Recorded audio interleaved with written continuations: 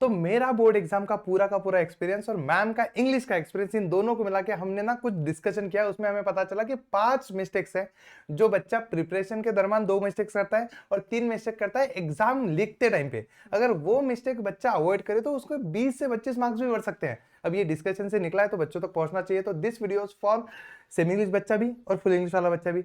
ये वीडियो आखिरी तक देखना, एंड में तुम्हारे लिए एक बहुत बढ़िया सरप्राइज है और वो तुम्हारे सच में काम आएगा। वो सरप्राइज नहीं है, टिप है।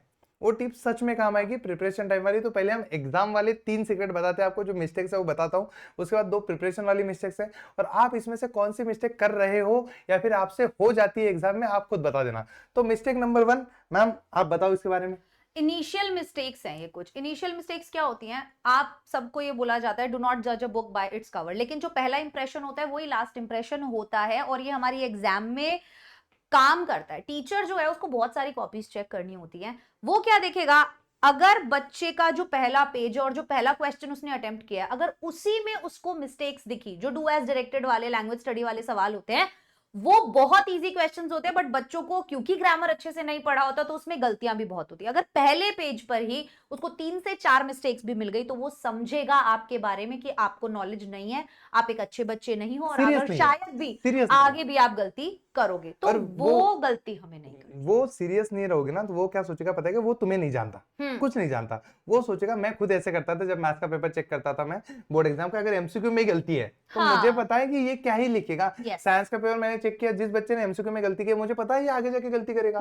तो सेम तुमने अगर सिंपल क्वेश्चन में मिस्टेक कर दी, क्या लगता है मैम इनको राइटिंग स्किल में मार्क्स मिलेंगे? नहीं मिल सकते, क्योंकि बहुत सिंपल क्वेश्चंस होते हैं जो फर्स्ट सेक्शन के क्वेश्चंस होते हैं। तो अगर वहां गलती हो रही है तो वो सोचेगा कि इसके कॉन्सेप्ट ही क्लियर नहीं है, कॉन्सेप्ट क्लियर नहीं है तो फिर इसको नहीं आता। राइटिंग स्किल में वो फिर 5 में से 3, 5 में से 4 वो पढ़ेगा भी नहीं, वो दे देगा ऐसे, क्या इतना लिखा है दे दो 3 दे दो, फिर मेहनत पूरी बर्बाद हो जाएगी। इसलिए इनिशियल मिस्टेक्स नहीं करनी है। अब पॉइंट नंबर 2 मैं तुम्हें समझाता हूँ कि क्वेश्चन इन द सीक्वेंस। अब मैंने खुद पेपर चेक किए, तुमको क्या लगता है कि एक पेपर चेक करने के लिए कितना टाइम लगता होगा?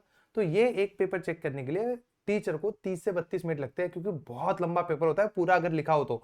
और उसमें क्वेश्चन जब चेक होता है तो उसके मार्क्स नीचे लिखने पड़ते हैं, फिर ऊपर लिखने पड़ते हैं, फिर सामने के पेज पे लिखने पड़ते हैं और क्वेश्चन वाइज लिखने पड़ते हैं। अगर तुमने इधर का एक क्वेश्चन, उधर का एक क्वेश्चन, इधर का एक क्वेश्चन कर दिया, भाई साहब परेशान हो जाता है वो इंसान। और उसको अगर जितना तुम तकलीफ दोगे वो जितनी तकलीफ तुम्हें देगा। वो सोचेगा कि भाई साहब क्या फालतू चीजें हैं, इसको आता नहीं। और ऊपर से ना क्वेश्चन आगे पीछे लिखे हैं, मतलब टीचर समझता है ये कॉपी सेंटर का पेपर है, क्योंकि वो कॉपी सेंटर की चीज होती है कि जो चीज आगे पता चला वो लिखते गए, कि टीचर आया, टीचर ने कैमरा बंद किया और जो पढ़ा दिया ग्रामर पढ़ा दिया, ग्रामर लिख लिया बच्चों ने। तो भाई हमें ना क्वेश्चन इसी सीक्वेंस में लिखने हैं और इसी सीक्वेंस में क्वेश्चन सही भी है, क्योंकि डू एज डायरेक्ट, फिर पैसेज। जगह छोड़ दो यार, नहीं आता तो जगह छोड़ दो, नहीं आता तो जगह छोड़ दो। आखिर में वहां पे हम लाइन मार के कट कर लेंगे, बट हमें क्वेश्चन आगे पीछे नहीं करने हैं। और मोस्टली ये जो करते हो, अगर तुम्हें पता है कि हमें तीसरा क्वेश्चन नहीं आ रहा है तो हमें जगह छोड़ देनी है। बट ऐसे नहीं करना है कि इसकी जगह पे हम कुछ भी 5वां लिख रहे हैं, फिर उसके बाद तीसरा लिख रहे हैं, फिर दूसरा लिख रहे हैं, टीचर परेशान हो जाता है। और ये चीज अवॉइड करनी है। हमें टीचर को थाली में परोस के देना है सब कुछ कि सर ये लो, आप बस खाओ इसे, आप बस नंबर दो मुझे, दैट्स इट।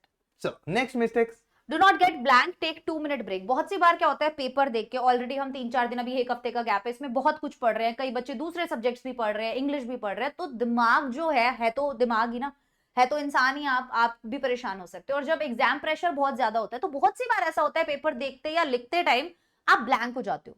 आपने सब पढ़ा, आपने सारे रूल्स याद करे, आपके सारे फॉर्मेट्स क्लियर थे, बट हुआ क्या वहां पे याद ही नहीं आ रहा।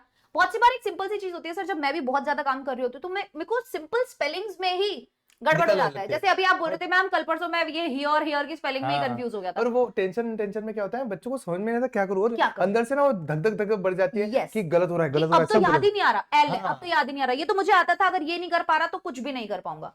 ब्लैंक हो रहे हो, टेक 2 मिनट ब्रेक, उठो, वॉशरूम चले जाओ, थोड़ी सी देर अपना चश्मा वश्मा हटाओ, आंख बंद करके बिल्कुल अपने आप को गहरी लंबी सांस लो, पानी है पानी पियो, एंड देन अगेन स्टार्ट।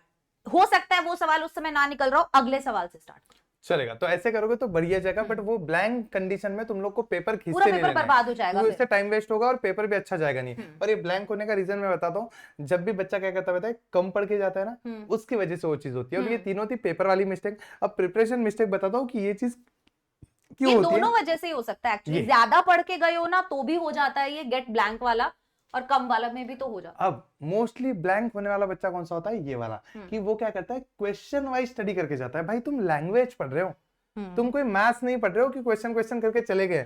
तुम अगर इसमें ग्रामर जैसे चीज को बस क्वेश्चन क्वेश्चन करके जाते हो कि मैं ना वॉइस के 4 क्वेश्चन करके जाता हूँ, क्लॉजेस के 4 क्वेश्चन करके जाता हूँ, भाई पिछले 8-10 पेपर में भी कोई सेंटेंस रिपीट नहीं होता है, हर साल नया, क्योंकि सेंटेंस तो करोड़ों पड़े हैं। Yes. वो तो उसके मन में जो आए इंग्लिश का पेपर वो डाल देगा अपने मन से।